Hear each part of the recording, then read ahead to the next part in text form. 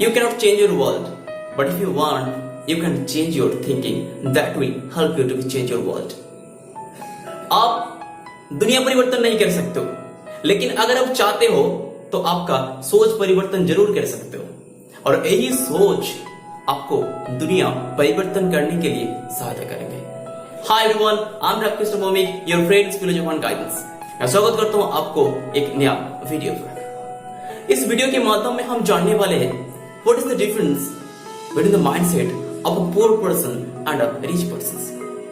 एक गरीब आदमी, एक स्ट्रगल करने वाला आदमी का जिंदगी का बीच का अंतर और एक रिच और एक्स्ट्रा प्लेस एंड कामयाब आदमी का बीच का अंतर क्या है, चलिए सोचते हैं और समझते हैं इस वीडियो के माध्यम में। अगर आप अपनी जिंदगी को लेकर सीरियस हो और कामयाबी बनना चाहते हो और कामयाब होना चाहते हो तो इस वीडियो को अंत तक देखिए और also like the video, otherwise you can skip the video. चलिए शुरू करते हैं आज का video. So what is the mindset?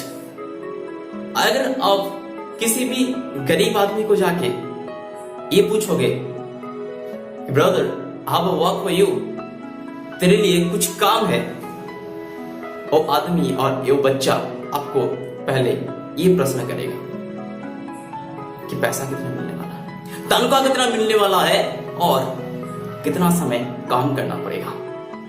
This is the sign of a poor and struggler person.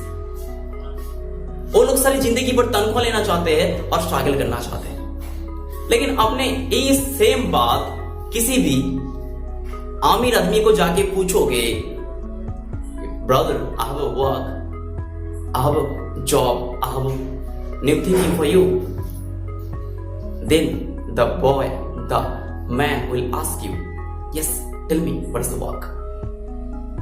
अगर आप किसी भी आदमी को जाके ये पूछोगे तो वो आदमी आपको पहले ये सवाल पूछेगा कि बताओ कि काम क्या है, और अगर ये काम को मैं कर लूं तो इसका पीछे का फ्यूचर क्या है। एक गरीब आदमी सभी समय फोकस मनी पे करता है, इसलिए उसके पास मनी आता नहीं, लेकिन एक अमीर आदमी फोकस करता है काम पे और मनी उसके पीछे भगा भगा आते हैं। क्योंकि आप बांस पकड़ने के लिए बांस के पीछे भागोगे तो कभी भी आप बांस पकड़ नहीं पाओगे। आपको बांस पकड़ने के लिए बांस स्टॉप पे जाकर रुकना पड़ेगा, बांस आपके पीछे पीछे भागेगा। So this is the mindset of poor and the rich people. अगर किसी भी गरीब आदमी को, किसी भी स्ट्रगलर पर्सन को महीने की 1 तारीख तनख्वाह मिलते हैं, वो पहले लिस्ट करते हैं कि कौन कौन सा चीज खरीदना है। लेकिन एक अमीर आदमी को पैसा मिलता है तो पहले लिस्ट करते हैं कि कौन कौन सा एसेट और संपत्ति खरीदना है जहां से मुझे पैसे मिलने वाला है। गरीब आदमी ये सोचते हैं कि उसका बाइक, उसका घर, उसका कार, ये सब कुछ एक एसेट्स है। क्या दोस्त सच में ये एसेट्स है?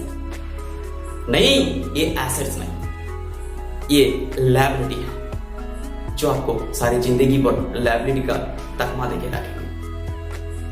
क्योंकि स्टॉप एक जागेलर और एक जॉब करने वाला आदमी, वो हर महीने 30,000 रुपये तनख्वाह कमा रहा था, कुछ दिन बाद 50 हुआ, फिर वो आदमी क्या करा, एक गाड़ी खरीद लिया EMI से और लोन लेके, लेकिन उसका पैसा, उसका तनख्वाह 50 से 50 हुआ, लेकिन उसका गाड़ी का तेल भरने का पैसा बढ़ गया। लेकिन वो सोचते कि ये एसेट है उसके लिए, लेकिन नहीं, ये लायबिलिटी है। ये जब तक रहेगा तब तक उसके पीछे उसको पैसा खर्च करना पड़ेगा, लेकिन उसका पैसा तो नहीं बढ़ रहा है ना।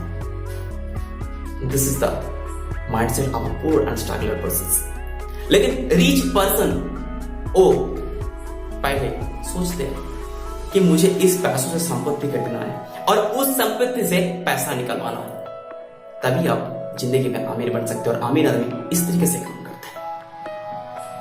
अमीर आदमी ज्यादातर समय फोकस करते हैं टू बाई द एसेट्स, लेकिन गरीब आदमी ज्यादातर समय फोकस करते हैं to buy the liabilities, to be so of the rich. Struggler और गरीब आदमी अपने आप को रिच और धनी दिखाने का कोशिश करते हैं, लेकिन वो लोग असल में धनी नहीं होते।